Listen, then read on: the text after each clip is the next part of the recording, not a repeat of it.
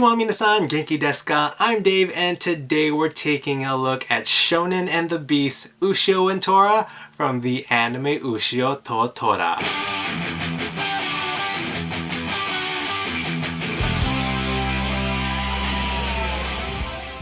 Ushio and Tora was first adapted as an OVA series in 1992. In 2015, it was fully adapted into a television series detailing a story about a boy who befriends a beast that constantly wants to eat him.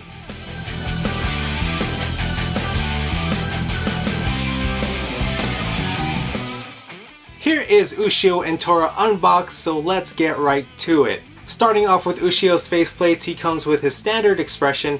He also has a really funny comical expression, as well as his awakened expression when he's wielding the beast spear.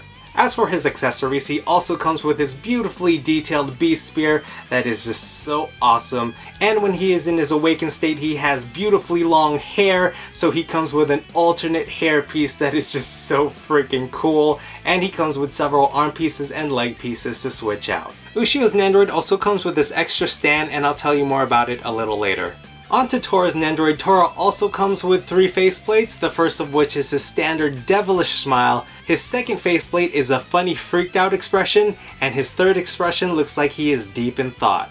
Moving on to Tora's accessories, he comes with a whole bunch of body parts as well as another torso. He also has an alternate back hairpiece with a huge bald spot, and I'll tell you more about that a little later. And he also comes with a cheeseburger that looks so delicious, cause Tora's gotta eat, right? So that's everything that they come with. Let's go ahead and check out what they look like fully posed. Here are the terrible twosomes side by side, and together they look absolutely amazing. Ushio has his spear by his shoulder, and that is just one cool pose. And Tora? Oh man, does Tora look freaking cool. And he is as heavy as he looks. I absolutely love these two. They just look so amazing. I can't believe how cute Ushio's uniform is. It's really detailed, really nice and simple, and the complexity of Tora's Nendoroid is just so amazing. His hair is just so beautiful. And if you guys remember, Tora was my most anticipated Nendoroid of 2016, and now that I finally have him, he's definitely up there. He pretty much meets the expectations I had when I pre-ordered him. So a note about Tora's Nendoroid, his hairpiece actually comes in 3 different parts. You have the front hairpiece, which is normal, and you have the back hairpiece, but the back hairpiece actually separates into 2 different parts. Now the back hairpiece is the part that you can switch out with the other alternate hairpiece that I told you about earlier, and we'll see more about that when I switch him out. Now another thing I love about Tora is that you can display him without his Nendoroid stand, but if you want to display him on his hind legs, you definitely want to put that stand in his back. Also note, if you want to put Tora on all 4 legs, there is an alternate neck piece you can switch out, and there are details in that in the instructions, so make sure you pay attention real closely. Uh-oh, it looks like Tora has gotten himself into trouble again, and Ushio is pissed. I just love the expression on Ushio's face. You can practically tell that he's saying, I'm gonna kill you right now, Tora. As you guys know, I love funny expressions, I love funny poses, and you kinda can't get funnier than this with these two. And I just love the relationship that these two have. They're constantly fighting with each other,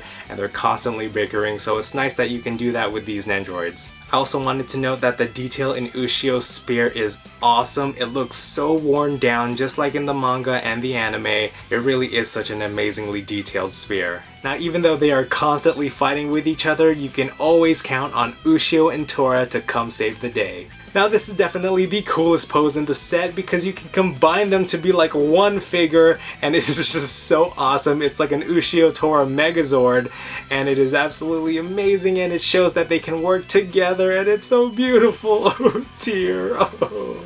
And as you can see, Ushio is in his awakened form, which means he has unleashed the full power of the beast spear, and he has now long flowing hair. And I thought Tora's hair was awesome. Ushio's long hair is amazing. The way it just flows so far back, it is so freaking cool. And the way his bangs cross over his face is really beautiful. God, Ushio looks amazing just as much as Tora, and I'm actually surprised because I didn't think Ushio would look that cool. I also love how sharp Ushio's teeth are. They're almost as sharp as Tora's devilish smile.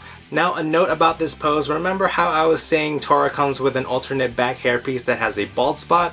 Well, when you remove the first hairpiece, you can see that there are 2 holes, and you actually put Ushio's legs through those 2 holes, and then you put the bald spot hairpiece of Tora over that, and that is how you connect Ushio to Tora. So they are literally one Nendoroid, and they both look amazing. I will say it did take a while to put these 2 together, but once I did, they just look so good. It was pretty much worth it.